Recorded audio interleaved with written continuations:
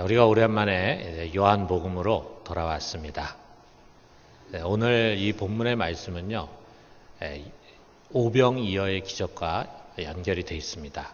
아마 희미하게나마 여러분이 오병이어의 기적을 가지고 설교를 들은 생각이 나실 겁니다. 자, 우리가 잘 알고 있는 것처럼 갈릴리 바다 가버나움 건너편 쪽, 어느 땅인지는 우리가 정확히 모르지만 그곳에서 집회를 가지시다가 보리떡 5개와 물고기 2마리로 5,000명이나 되는 사람들을 주님께서 먹이셨습니다. 정말 놀라운 기적이죠. 자, 이런 것들이 예수님이 하신 수많은 기적들과 좀 차원이 다른 그런 기적이었습니다.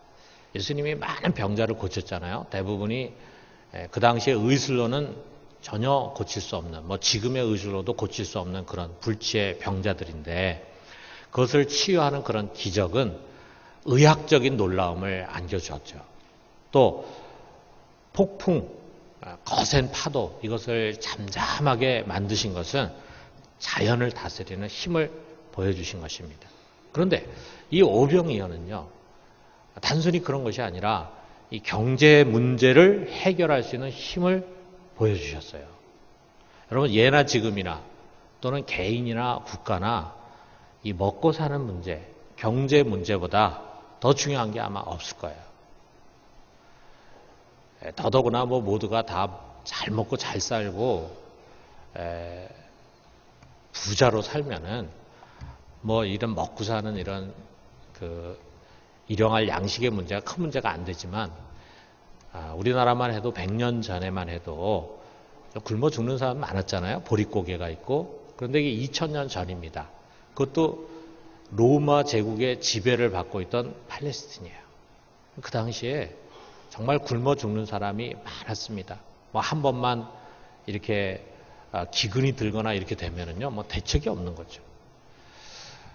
그러니까 먹고 사는 문제가 너무나 중요한 그때였는데, 예수님께서 기적을 통해서 단숨에 5,000명, 2만 명이나 되는 사람들을 그들의 식사를 해결하신 거예요. 먹이신 거예요. 자, 그것도 어렵고 힘들게 이렇게 하신 것이 아니라 얼마나 쉽습니까? 자, 이걸 통해서 그가 가난의 문제를 해결할 수 있는 능력이 있다는 것을 증명하신 거죠. 그러니까 사람들이 이것을 보고는 그를 왕으로 세우려고 했다. 우리가 다른 기적을 보고 왕으로 세우려고 했다는 말이 없는데, 이것을 보고는 왕으로 세우려고 했던 거예요. 제가 어릴 때 제가 사는 그 곳이 금호동이라는 곳인데, 거기에 우리 교회 가까운 데에 시장이 있었습니다. 그 당시에는 이제 이런 재래시장이 전부죠. 그것이 참 그 주변에 사는 모든 사람들의 이제 생활의 굉장히 중심지가 됐는데, 사람들이 늘 와글와글 이제 했습니다. 근데 거기에 주말쯤 되면은 약장수가 꼭 왔어요. 약장수.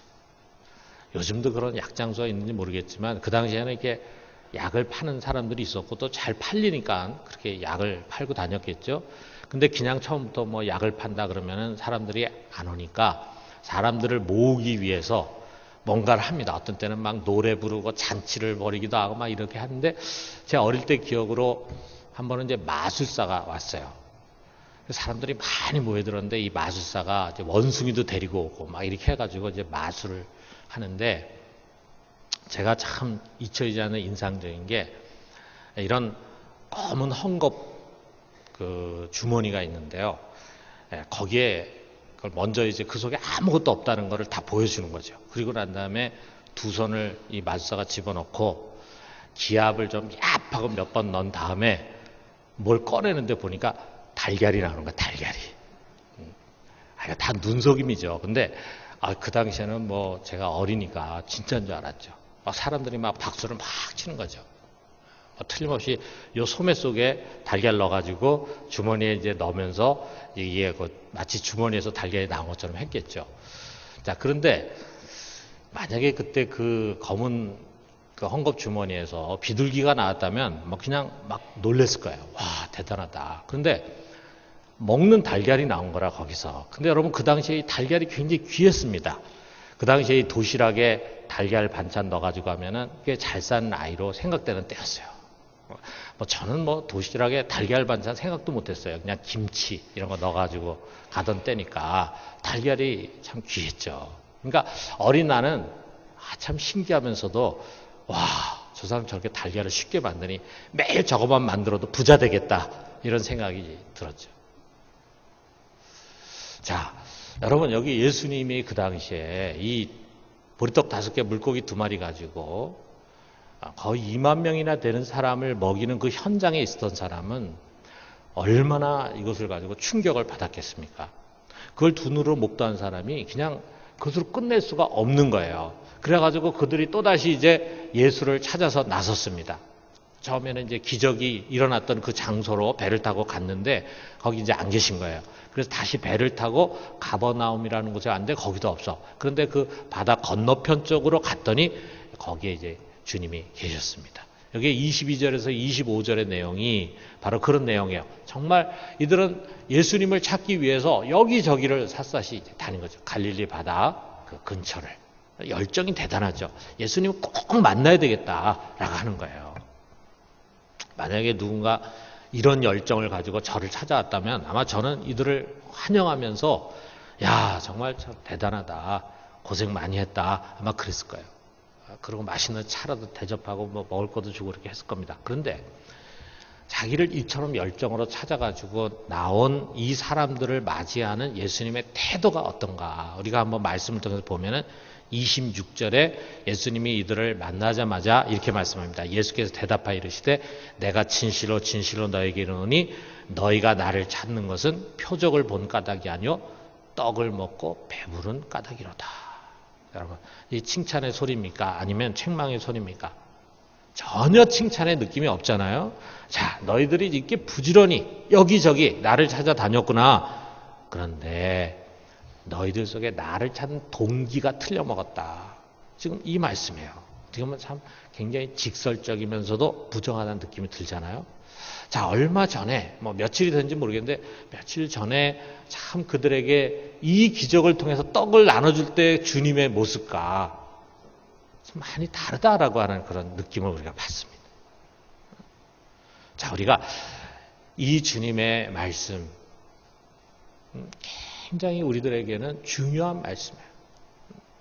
우리의 가슴에 꼭 담아야 하는 말씀인데 우리가 이 속에서 교훈을 좀 받았으면 좋겠어요. 이것을 위해서 우리가 2가지 질문을 좀 먼저 했으면 좋겠습니다. 첫 번째가 뭐냐면 무엇이 우선인가라고 하는 무엇이 우선이냐.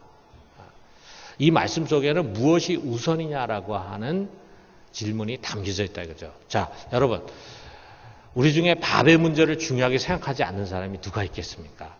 우리나라 속담에 그런 말 있잖아요. 사흘 굶어서 도둑질하지 않을 놈이 없다. 그런 말 있잖아요. 사흘만 굶기면은 다 도둑질할 마음을 갖게 된다. 이거죠. 자, 굶는 사람 속에는요, 양심이나 체면 이런 게 사라진다라고 하는 그런 의미의 속담입니다. 그만큼 우리가 살아가는데 여러분이 저나 지금 뭐 우리가 집에 가면은 다 먹을 게 있고 그래서 굶어 죽는 사람, 우리나라에서 굶어 죽는 사람 뭐 거의 없지만 참 우리가 하루 3끼 먹는다는 거 이것이 우리가 얼마나 중요한 일인지 모릅니다. 근데 밥의 문제뿐만이 아니죠. 우리가 이게 육신을 가지고 살아가면은 밥만 필요한 게 아니잖아요. 옷도 입어야 되고 또 살아가야 할 집도 있어야 되고 자, 그렇게 우리가 생각하다 보면은요. 공부해가지고 대학에 가고 직장을 얻고 결혼하고 자녀를 낳고 자녀를 키우고 교육시키고 집을 장만하고 장사나 사업하고 아마 여러분 머릿속에 이런 문제들로 꽉 차 있을 것입니다.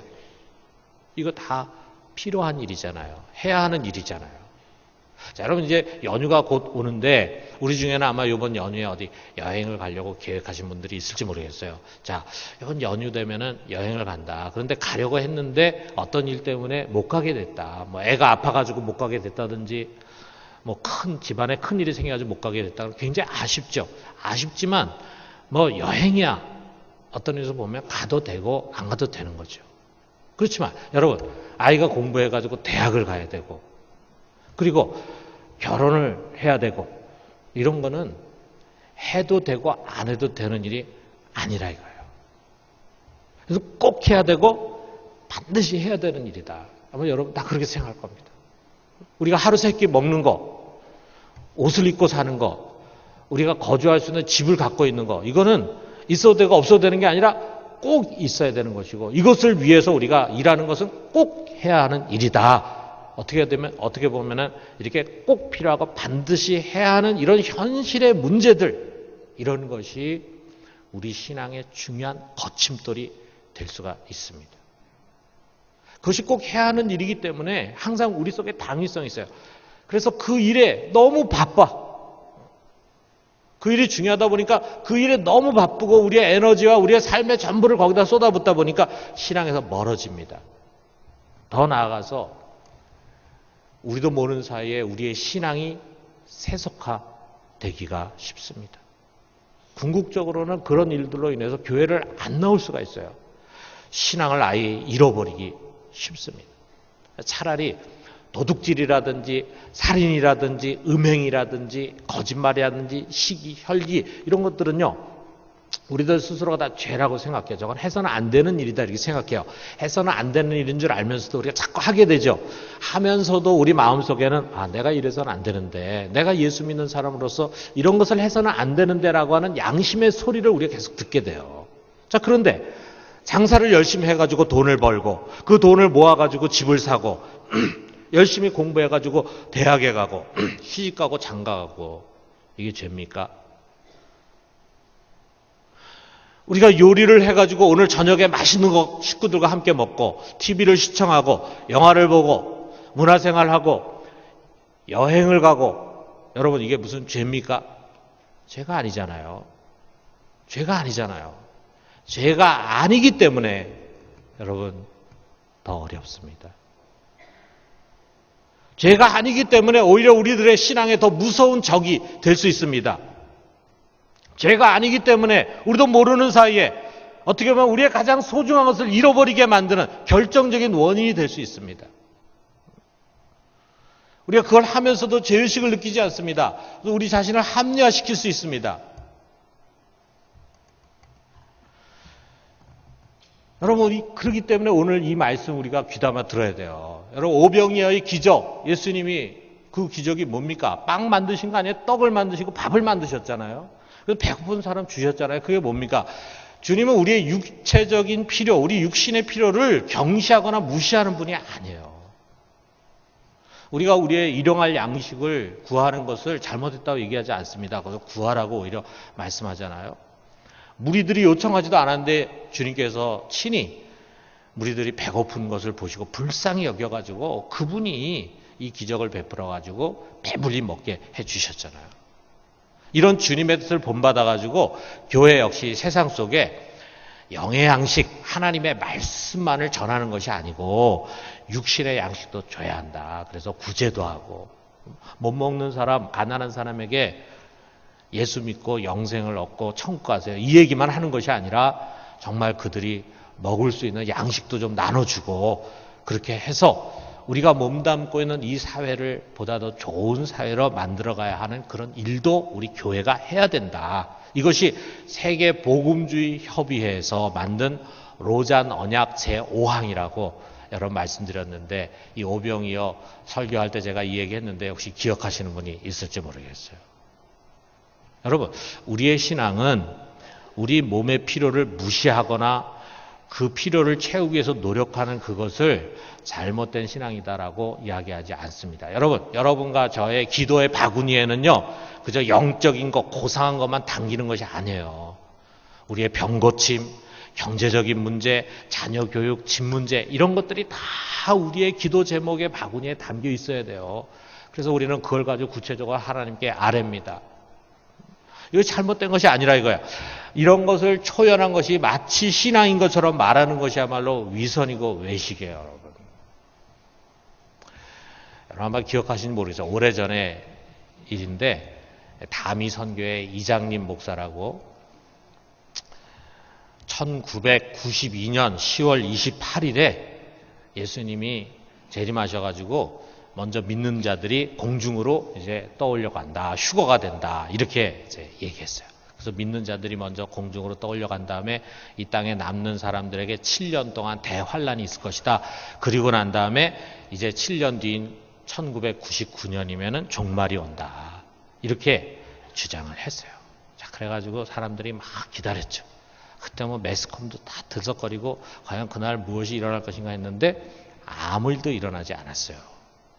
당시 이를 추정하던 신도들이 알게 모르게 이런 사이비 종말론의 세뇌가 됐어요. 그러다 보니까 아니 주님께서 1992년 10월 28일에 오신다 그러는데 그래서 휴거가 된다 그러는데 직장이 무슨 의미가 있느냐? 직장 그만두고 그 다음에 이 재산이 무슨 의미가 있냐? 재산은 다 팔아가지고 헌금했어요. 우리 신도들은 순진하죠. 이 그릇된 이 영적 지도자를 만나가지고 그렇게 했다 이거야. 그런데 놀라운 사실은 뭐냐면요. 1992년에 휴거가 될 것이라고 가르쳤던 이장님 목사는 어떻게 했느냐. 1993년에 만기가 돼서 돌아오는 환매체를 이 사람은 샀다 이거예요. 이게 무슨 일입니까? 아니 92년에 휴거가 되면 끝인데 그 다음에 환매체가 돼가지고 돌아오는 그걸 구입했어요. 정말 모순도 이런 모순이 없죠. 그리고 달러와 수표가 집에 잔뜩 있어요. 그래가지고 그가 결국 사기 및 외환관리법 혐의로 구속이 되고 말았습니다. 얼마나 위선자입니까? 여러분,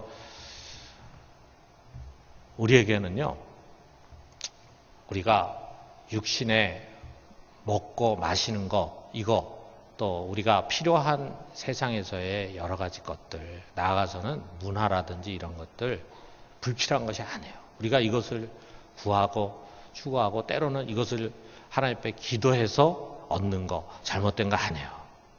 우리는 예수님이 그의 비유에서 표현한 것처럼 농사질 밭도 사야 하고 소도 시험해야 되고 먹고 마시고 장가가고 시집가고 여러분 이것이 일상의 중요한 현실입니다. 자 그런데 이제 문제는 여기 있는 거죠. 우리 주님께서 그것이 다 필요하다는 걸 아시기 때문에 이들에게 먹을 것을 친히 만들어 주셔서 먹여 주셨어요. 그랬던 주님이 그것을 먹고는 감동이 돼가지고 자기를 찾아온 사람들에게 너희 심각한 문제를 갖고 있다라고 하면서 그들의 문제를 지적합니다. 26절에 보니까 너희가 나를 찾은 것은 표적을 본 까닭이 아니요 떡을 먹고 배부른 까닭이로다. 너희가 나를 찾는 이유는 먹을 것 때문이구나. 떡을 먹고 배불렀다고. 그래서 또 다시 떡의 문제를 해결받고 그래서 그것으로 배불리기를 원해서 나를 찾아왔지. 어떻게 보면 이해도 되겠죠. 워낙 못 먹고 살다가 갑자기 어느 날 이렇게 배 허지게 마음껏 먹고 그러고 나서도 여러분 남은 것을 조각을 모으니까 12강절이 가득 찼다 그랬잖아요. 그러니까 거기 있는 사람들은 그날 아주 먹고 싶은 만큼 먹은 겁니다. 그걸 어떻게 잊을 수 있겠어요? 그러니까 이제 그 다음부터 또 다시 이제 궁핍하게 사는 거죠. 그러다 보니까 예수님을 또 만나고 싶은 생각을 가지고 나온 거죠.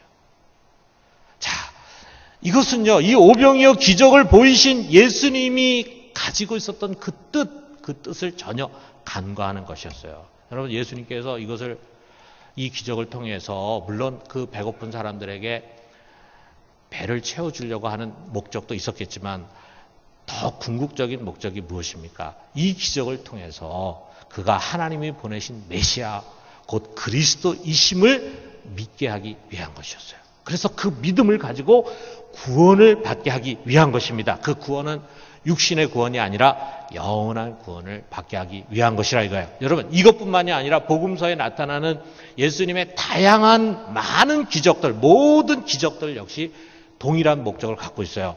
병자를 고치고 귀신을 쫓는 것, 폭풍을 잠잠하게 한 것, 죽은 자를 살린 것, 그 다음에 물이 포도주가 되게 한 것, 이 모든 것은 예수님 주위에 있는 제자들 또 그 주위에 그를 따르는 무리들로 하여금 예수 그리스도가 그리스도라고 하는 것을 드러내주는 표적이에요. 표적, 사인입니다. 표적이었어요. 그런데 사람들은요 이 표적에 관심이 없어요. 그냥 당면한 육신의 문제, 현실적인 문제들이 해결되는 것에 놀라고 감격합니다. 그리고 예수님을 통해서 또 그런 기적이 일어나기를 기대하고 그를 이렇게 찾아 나왔다 이거예요. 그리고 그것이 신앙이라고 생각을 하는 것입니다. 그러나 아닙니다. 여러분 우리가 신앙생활 하다 보면은 기도의 응답을 경험하기도 하죠. 때로는 기적이나 또는 신비한 것을 체험하기도 하죠. 그것은 우리가 억지로 만들어내는 것이 아니라 하나님께서 우리의 기도에 응답해 주시기도 하고, 그래서 우리의 문제를 해결하기 위해서 때로는 기적이라든지 신비한 그런 것을 경험하기도 하십니다. 그렇게 하나님께서 우리에게 그런 은혜를 주시는 가장 궁극적인 목적이 무엇입니까?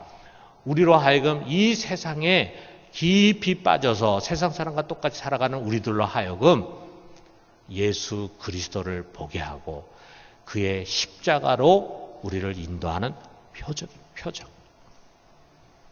그래서 우리가 그런 표적을 보면서 정말 하나님 살아계시구나. 그리고 그가 보내신 아들 예수 그리스도, 그가 나를 위해 십자가에 못 박혀 죽었기 때문에 그를 위해서, 그를 통해서 내가 영원한 생명을 얻을 수 있구나.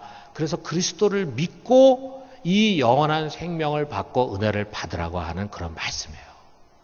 그런데 우리가 그냥 배부름을 받고 우리의 문제가 해결되는 그것으로 만족을 하고 주저앉는 사람들이 너무 많다 이거죠. 여러분, 주님께서는 이 양식을 친히 만들어 사람들에게 먹이셨지만 그것을 뭐라고 표현하시냐면 썩을 양식이라고 표현하셨습니다. 썩을 양식이라고 하는 것은 오래가지 못하는 양식이죠. 이것을 먹음으로 인해서 연장되는 생명은 그냥 잠깐 있는 것일 뿐입니다. 여러분, 우리가 아무리 기도를 통해서 하나님의 능력을 힘입어 가지고 병도 나을 수 있죠. 또 사업이 성공할 수도 있죠. 아이가 좋은 학교에 들어갈 수도 있겠죠. 또 좋은 곳에 시집가고 장가갈 수도 있겠죠. 그리고 우리가 이 세상 속에서 영광을 취할 수도 있겠죠. 그런다 할지라도 그것은 결국 다 얼마 안 있으면 없어질 것에 불과해요. 썩을 양식입니다. 썩을 양식. 그 썩을 양식을 위해서 예수 그리스도께서 오신 것이 아니에요. 여러분, 우리 그런 썩을 양식을 주기 위해서는요, 예수님 오실 필요가 없어요. 그냥 하늘에서 얼마든지 그것을 우리에게 부어주실 수 있습니다. 그가, 하나님이신 그가 육신을 입고 오신 것은 그것을 위해서 오신 것이 아니에요. 더더구나 그가 십자가에 못 박혀 죽으신 것은 그것을 위해서 죽으신 것이 아닙니다. 그가 오신 것은 영원한 양식을 주기 위한 것입니다. 영원한 양식. 영생에 이르도록 남는 양식, 바로 이것을 위해서 하나님이신 그가 우리와 같은 육신을 가지고 이 땅에 오셨고, 그리고 십자가에 못 박혀 죽으셨어요. 그리고 어떻게든지 이런 다양한 기적을 통해서 믿지 못하던 우리의 눈을 열게 해주시고 마음을 열게 해주셔서 궁극적으로는 그것을 보게 하려고 하는 거예요. 예수 그리스도와 그 십자가를 보고 그것을 통해서 구원을 받게 하려고 하는 것입니다. 그래서 여러분, 주님께서는 우리에게 이렇게 말씀하세요. 27절 상반절에 보니까, 자, 우리 같이 한번 읽어봅시다. 썩을 양식을 위하여 일하지 말고 영생하도록 있는 양식을 위하여 하라. 여러분, 썩을 양식을 위하여 일하지 말라라고 하는 말은요, 우리가 육신에 필요한 것들을 위해서 일을 하지 마라, 그런 말씀이 아니에요. 우리가 그런 것을 위해서 일을 안 하면 어떻게 되겠어요? 여러분, 예수님도 친히 이런 양식을 만들어 주셨고 하나님도 친히 그런 양식을 우리에게 내려주시지 않습니까? 여러분, 우리가 추수감사절에 하나님께 감사하잖아요. 우리가 농사 짓진 않지만, 자, 농사꾼이 1년 동안 열심히 땀 흘려가지고 농사를 짓고 마지막에 추수한 다음에는 내가 한 것이 아니라 하나님이 주셨습니다. 우리 이렇게 고백하잖아요. 우리가 1년 동안 열심히 직장 나가서 일하고 또 돈을 벌어가지고 그것을 가지고 1년을 살아왔어요. 그랬을 때 우리가 주님께서 나에게 먹을 양식 주시고 살아갈 수 있는 필요한 물질을 주셨습니다. 이렇게 고백하지 않습니까? 다 하나님으로부터 온 거예요. 하나님으로부터 왔다고 생각하기 때문에 10분의 1을 그분에게 다시 돌려드리면서 감사하는 거 아닙니까? 그러니까 우리가 이 썩을 양식을 위해서 세상에서 일하며 살아가지 않을 수가 없습니다. 그런데 중요한 것은 뭐냐면 바로 이거예요. 그것을 우리가 우리 삶에 어디에 놓느냐, 이것이 중요하다 이거예요. 여러분 어떻습니까? 그런 것들이 여러분의 삶의 중심에 놓여져 있지 않습니까? 가장 우선하는 거예요, 그것이. 그리고 어떻게 보면 그것이 삶의 목적이 되어 있어. 밭을 사고 소를 시험하고 장사하고 사업하고 먹고 마시고 장가가고 시집가고 이런 것들이 내 삶의 우선순위야, 우선순위. 제일 중요해. 그래서 이런 중요한 것들을 얻기 위해서 하나님의 도움이 필요해. 그래서 하나님께 열심히 나와서 예배도 드리고 또 기도도 하고 매달려. 하나님이 주가 아니라 이러한 것들이 내 인생의 중심이 되어 있어요. 자, 그러다 보니까 여러분 예수님의 비유에서 나온 것처럼 예수님이 이들을 잔치에 초청했는데 이들이 예수님의 잔치에 초청받아가지고 나중에 다 거절합니다. 왜 거절합니까? 나는 밭을 사기 위해서, 나는 소를 시험하기 위해서, 나는 장가가고 시집가기 위해서 초청을 거절하는 거예요. 여러분, 밭을 사고 또 소를 시험하고 시집가고 장가가는 건 죄가 아니에요. 죄가 아닌데 죄가 아닌 그것들로 인해서 결국 이 사람들은 영원한 생명을 얻지 못했습니다. 멸망했습니다. 여러분, 어떻게 보면 오늘날 현대인들, 이 시대를 살아가는 우리들에게 가장 심각한 문제가 바로 이것입니다. 기복신앙, 현세적인 신앙, 이런 것들은 우리로 하여금 예수 그리스도에게 집중하지 못하게 합니다. 예수 그리스도를 통해서 하나님이 정말 우리에게 주려고 하는 그것에 마음을 가게 하지 못합니다. 어떻게 보면 구약에 나오는 바알 신앙과 같은 거예요. 하나님을 섬기는 것 같지만 실상은요, 재물을 섬깁니다. 만몬을 섬깁니다. 만몬, 성령을 끊임없이 말하는 것 같은데 사실은 자기 육체의 소욕을 쫓아가는 것입니다. 여러분, 이 기복신앙이야말로 썩은 양식을 위하여 일하려고 하고 썩은 양식을 우선하는 이것이야말로 배만 섬기면서 신앙을 세속화하고 무기력하게 만드는 가장 무서운 적이고 십자가의 원수입니다. 여러분, 기복신앙 잘못된 것입니다. 하나님이 우리에게 떡도 주시고 양식도 주시고 돈도 주시고 좋은 직장도 주시고 그러한 이적을 통해서 우리가 기도의 응답을 경험하게 하고 정말 하나님 살아계시구나라고 하는 것을 느끼게 하는 것은요, 그것을 통해서 우리로 하여금 예수 그리스도에게 달려가게 하고 그 십자가를 통해서 영원한 양식을 얻게 하기 위한 것입니다. 사랑하는 성도 여러분, 더 이상 썩은 양식이 아니라 영생하도록 있는 양식을 위하여 살 수 있기를 주님의 이름으로 축원합니다. 둘째는 무엇이 신앙인가라고 하는 거예요. 여러분, 영생하도록 있는 양식, 그것은 우리로 하여금 예수 그리스도에게 집중하게 합니다.